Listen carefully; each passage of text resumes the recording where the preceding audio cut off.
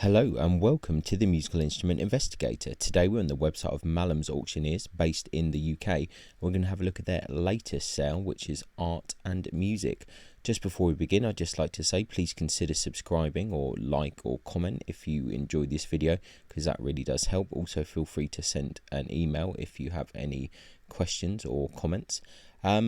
So this is the art and music auction. It's a lot of art, not so many instruments, maybe 50 or so instruments, although there are some spread out in other places across the auction. 30% buyer's premium is what you pay on top of the final hammer price. This auction is finishing on the 8th of March. As I said, it's a UK based sale, so if you're outside of the UK, if you're in Europe or somewhere else in the world, then just bear in mind import, export, shipping fees, any CITES restrictions in terms of kind of purchasing things, all of that kind of fun stuff. So we'll just scroll down and see if we have anything interesting to look at. Firstly, this is a lot of art here, which makes sense because it's the art and music auction. Some pretty interesting stuff as well. If you like art, why not have a look at it and see. There's some music based art I think in here as well. There's probably some coming up fairly shortly, if I recall correctly. We should probably see something pretty soon. Let's see. Somewhere down the bottom, I think we start to see, there you go, there's some art there, a cellist, some other kind of still life there. We have a Regency style mahogany duet music stand there. Bit of a kind of music related thing here. So there are other bits to look at. First of all, let's just have a look at this instrument here. Upright piano model 123 KS by Ronish. There, 600 to 800. Purchased by J. Reed Pianos there, Tottenham, March 2004. Interesting. Okay. Nothing too crazy there. Okay, we've got another keyboard instrument, a John Morley clavichord here, in mahogany case. It's got an ivory submission reference there, probably for the keys, I guess. 200 to 300. Once again, that would be a pretty good price, I would think. Looks like it needs a bit of attention with some of the strings. These instruments can be a bit kind of finicky to deal with, so although they might be cheap to buy, they can be quite expensive to get running. Some more bits of kind of art based stuff here. Now I think we're getting into most of the musical instruments now, so we can probably just skip through. We have a case for a concertina, which is interesting. So even that has an 80 to 120 pound estimate. As we know, the concertinas go for pretty good money.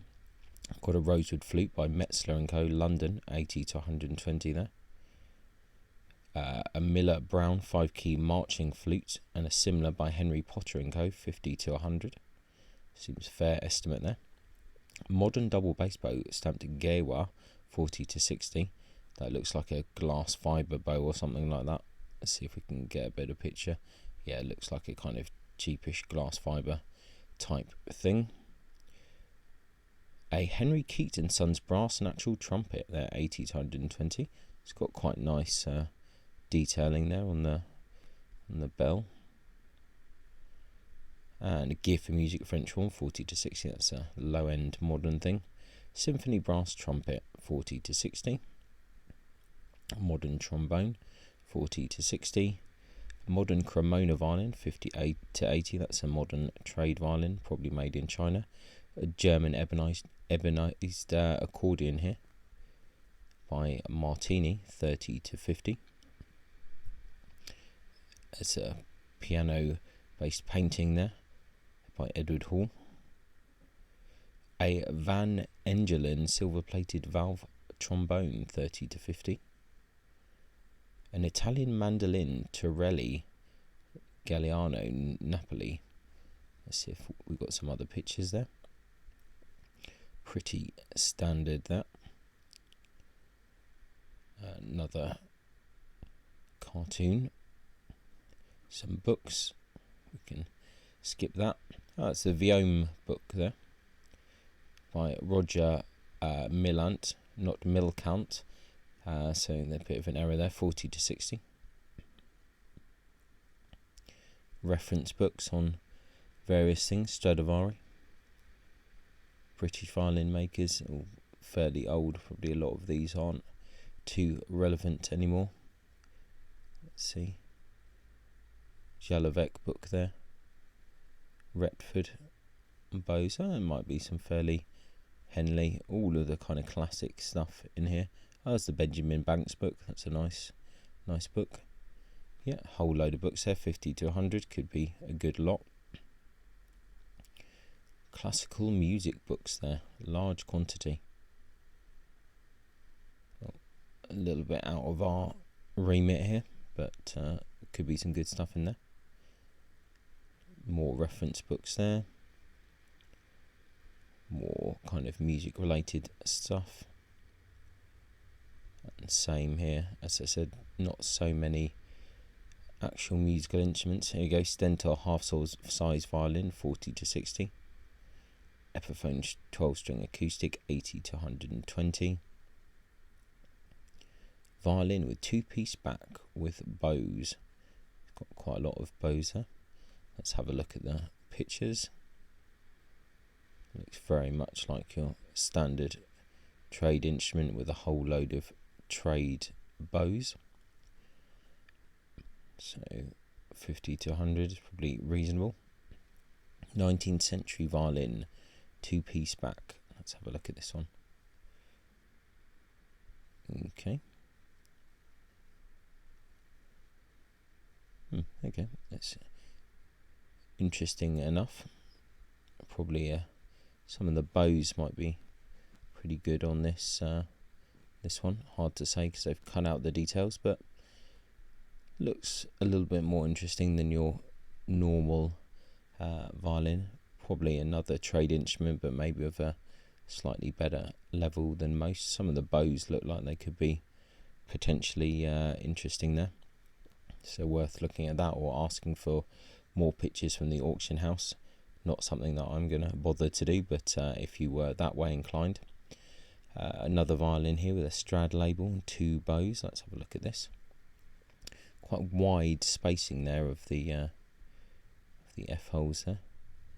In a nice case with a couple of bows.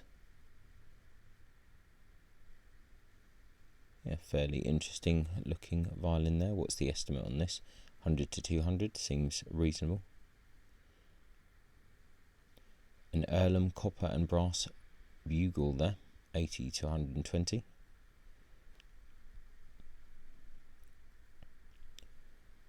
Some more brass medallion there of Richard Wagner. Can skip that. Right, a 19th century German cello with a bow stamped G. Werner 4 to 600. I'm pretty sure that this will end up selling for pretty good money. Interesting. Yeah, I'm sure that will do quite well. It's all full-size cellos seem to sell quite well. An old violin with a Strad label again, 80 to 120.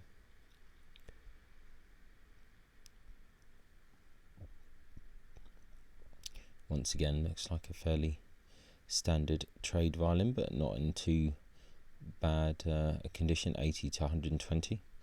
It's kind of okay. French violin, Jean-Baptiste Collin, so they say, with a bow. Looks like a nice enough instrument. Bow looks like it could be fairly decent as well. What's the estimate on that? 800 to 1200. I'm sure that will sell pretty well. Good quality student violin, labelled Jürgen Clear. Okay, 500 to 800. And a bow, not many pictures of that. A mid-19th century German violin, stamped JD 1808, together with a bow. Let's have a look at this.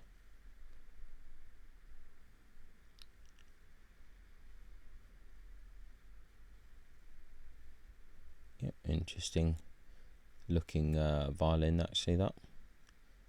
Quite nice bow. That's quite a good lot there, 2 to 300, not bad. German violin, 80 to 120. Let's have a look at that. This looks like a fairly nasty trade violin. Bechstein upright piano there, 300 to 500. I think we're getting towards the end of the musical instruments now. A Steinway rosewood cased Model O boudoir grand piano, formerly from the Sharrow Bay Hotel, Aldwater, Cumbria. Interesting, 6 to 8,000. So it's probably been well used, I would suspect.